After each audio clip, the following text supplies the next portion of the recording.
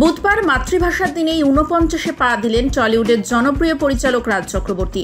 নির্দেশক পরিচয়ের পাশাপাশি এখন তার আরও একটি পরিচয় রয়েছে। তিনি ব্যারাকপুরের তৃণমূল বিধায়ক।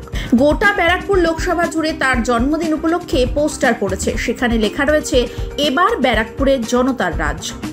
জগদ্দল বিধানসভা ভাটপাড়া বিধানসভায় ব্যারাকপুরের বিধায়ককে জন্মদিনের শুভেচ্ছা জানিয়ে পোস্টার টাঙানো হয়েছে। তবে কি ব্যারাকপুরের লোকসভায় তৃণমূল প্রার্থী হওয়ার দৌড়েই এগিয়ে রয়েছেন রাজ চক্রবর্তী?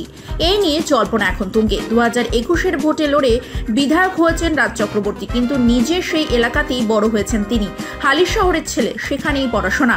পরবর্তীতে হালিশহর থেকে কলকাতায় পা রাখা এবং শুরু হয় পরিচালক হওয়ার লড়াই। আজ টলিউড জুড়ে তার রমরমা প্রশংসা। জন্মদিনের আগেই যদিও তিনি কেক কেটে পালন করেছেন তার জন্মদিন।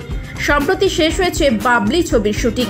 রাজের স্ত্রী অভিনেত্রী শুভশ্রী গঙ্গোপাধ্যায়, অভিনেতা আবির চট্টোপাধ্যায়, অভিনেত্রী সৌরসেনী মৈত্রের সঙ্গে শুটিং ফ্লোরে কেক কাটেন রাজ। শুভশ্রীর ফ্যান পেজ থেকে সেই ভিডিওটি শেয়ার করা হয়েছে সোশ্যাল মিডিয়ায়।